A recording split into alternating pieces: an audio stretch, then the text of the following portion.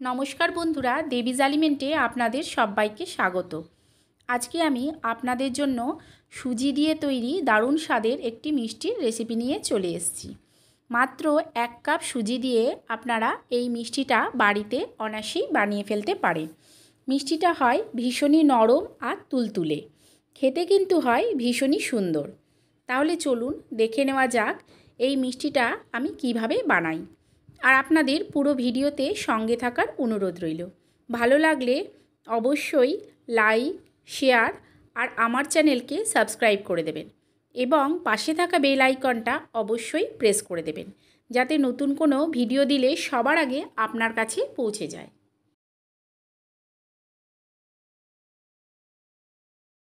এখানে আমি একটা প্যান বসিয়ে দিয়েছি, এতে দিয়ে দেব 1 চামচ ঘি। ঘিটা গলে গেলে দিয়ে দেব 2 কাপ দুধ।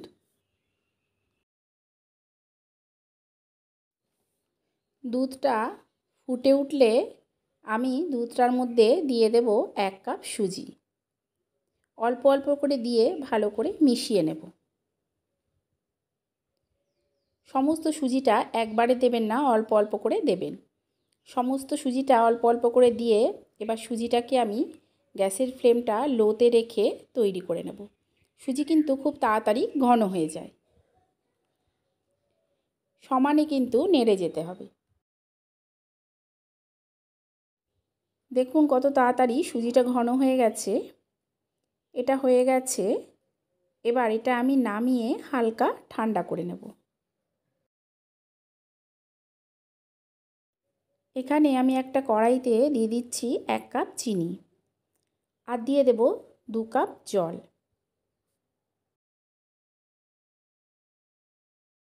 এখন এর মধ্যে দিয়ে দেব 2টো ফাটিয়ে নেওয়া এলাচ, দিয়ে চিনিটাকে গলতে দেব।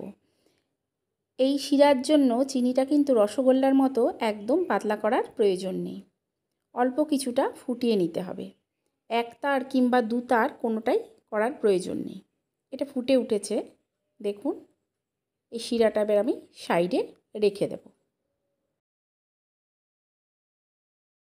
এখানে একটা প্লেটে আমি সুজিটাকে ঢেলে রেখেছি। সুজিটা কিন্তু একদম ঠান্ডা হতে দেওয়া যাবে না। এতে দিয়ে দেব এখন আমি 2 চামচ গুঁড়ো দুধ। হালকা গরম অবস্থাতেই গুঁড়ো দুধটার সঙ্গে সুজিটাকে ভালো করে মেখে নিতে হবে। খুব বেশি গরম হলে মাখতে অসুবিধা হবে, তবে হালকা গরম অবস্থায় এটাকে ভালো করে মেখে নিতে হবে। ঠিক এইভাবে দেখুন সুজিটাকে আমি মেখে নিয়েছি।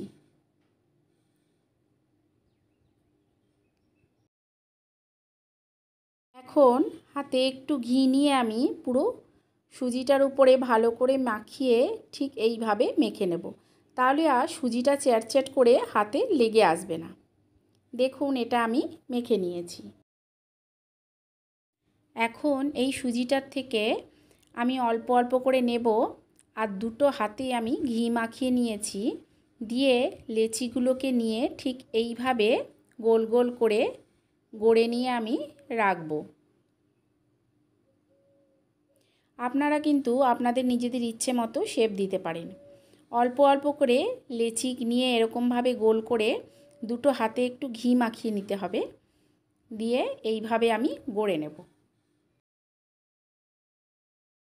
সমস্ত মিষ্টিগুলো আমি গড়ে নিয়েছি। এখানে একটা জায়গায় আমি তেল গরম বসিয়ে দিয়েছি। এখানে এবার আস্তে আস্তে গড়ে নেওয়া মিষ্টিগুলো দিয়ে দেব। তবে তেলটা কিন্তু খুব বেশি গরম হলে চলবে না। খুব বেশি গরম হয়ে গেলে মিষ্টিগুলো কিন্তু ভেতর দিয়ে কাঁচা থেকে যাবে। দেখুন সব মিষ্টিগুলো আমি দিয়ে নিয়েছি। আর গ্যাসের ফ্লেমটা অবশ্যই লো টু মিডিয়ামে রেখেই ভাজবার চেষ্টা করবেন। কিছুটা ভাজা হয়ে গেলে মিষ্টিগুলোকে আমি উল্টে দেব। সমস্ত মিষ্টিগুলোকে এইভাবে লো টু মিডিয়াম ফ্লেমে উল্টে পাল্টে লাল করে ভেজে নিতে হবে।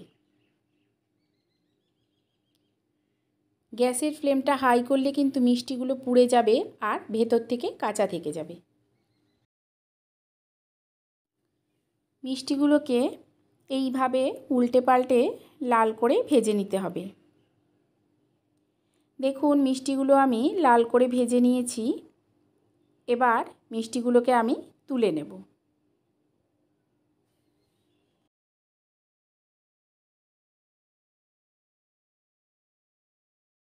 এখানে দেখুন চিনির শিরাটাও গরম আর এই মিষ্টিগুলোও গরম। এই অবস্থাতেই চিনির শিরার মধ্যেই মিষ্টিগুলোকে দিয়ে দিতে হবে।